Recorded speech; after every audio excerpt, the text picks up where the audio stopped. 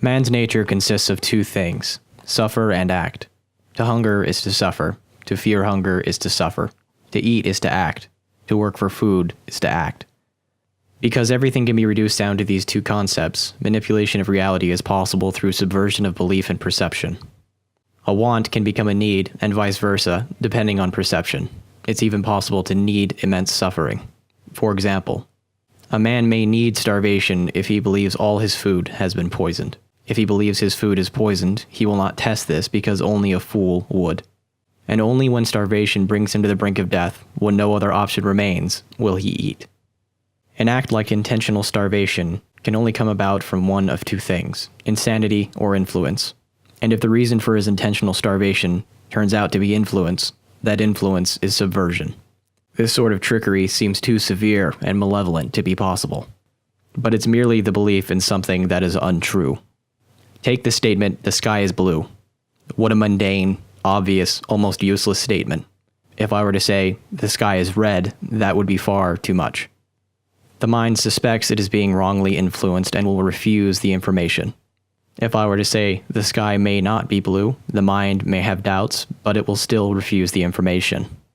However, if I were to say, "the sky's color looks different from one person to the next," the mind cannot examine the claim from any perspective but its own, and thus it can only agree to be doubtful. The sky is still blue. That hasn't changed, but the mind has been given a seed of doubt. It now believes two things. One, that the sky is blue, and two, that for others, the sky may not be blue. The preceding statements could even become known at a conscious level, and it would not create dissonance. However, when simplified, those beliefs are: 1, that the sky is blue, and 2, that the sky is not blue. If known consciously, the mind would experience dissonance and reject one or the other.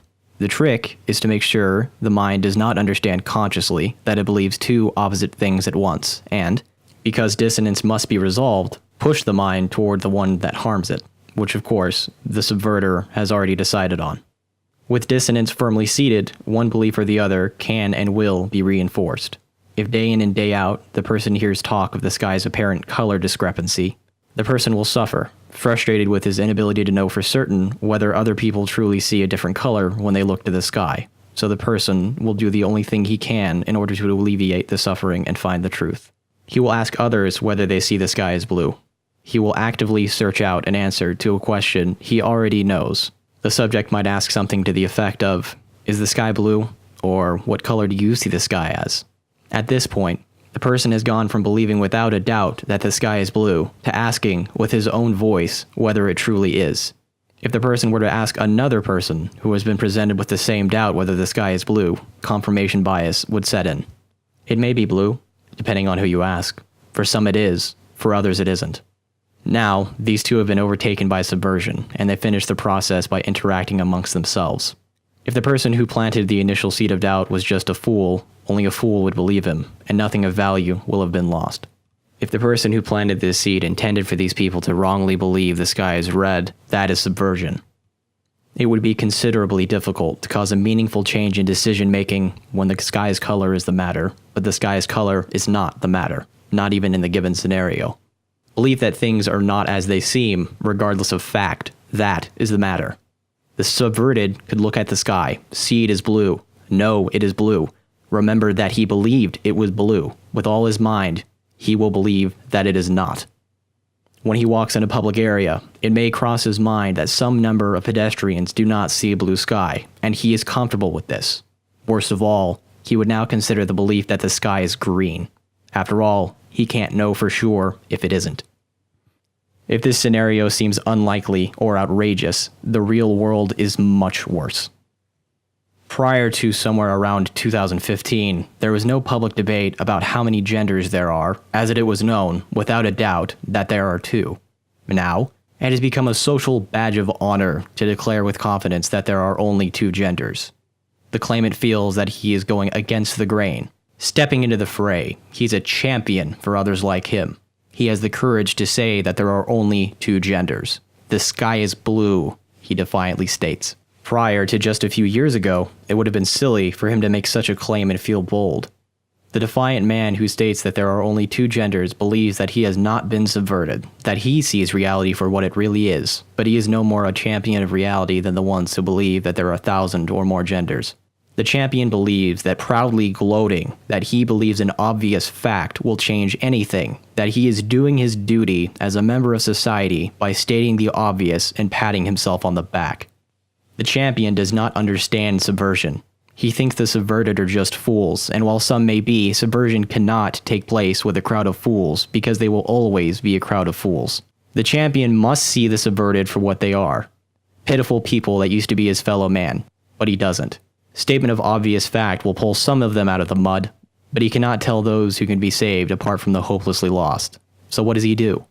This question has plagued us for a very, very long time, and the following answer can be given with some degree of confidence. The hopelessly lost will remain lost, while the ones who can be pulled from the mud will take your hand once you stop patting yourself on the back and extend it. To the subverted, fact may come across as an insult, and the self-congratulating champion knows this. To him, everyone in the mud, everyone subverted, is a fool. He insults the fools for the sake of insult. He cannot tell the hopelessly lost apart from the salvageable, nor does he want to. He spews insults, never seeing the hands extended in a cry for help. There is no hope for success if we carry on like this is a fun game. It is not fun, nor funny, that a considerable portion of modern society believes the sky is green, and it is no help when the few who know it is blue revert to a childish state when faced with this challenge. The sky is blue. That fact must be reinforced, not wielded as a weapon in some apparent battleground where you are one of the select few who gets to walk around and gloat as if you know something taboo and forbidden. The sky is blue, and it shouldn't make you proud to know that. The sky is blue, and anyone who believes otherwise is infecting those around them. These people are a symptom of a larger disease, and they are suffering for it. They're not a circus performance, even if they dress and act like it, and they do. They are sick. They take what they believe seriously, and so should you, regardless of how absurd that belief is. To them, it's real. To them, it matters. To them, the sky is green. This entire state of affairs is laughable.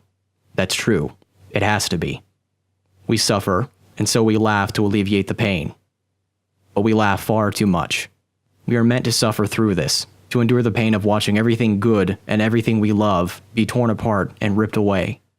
If we do nothing but laugh, there will come a time when it stops being funny, and you will have no choice but to take this seriously. But by then, it will be too late. The sky is blue, and that should be taken seriously. This is F Forever Club. Thank you for listening.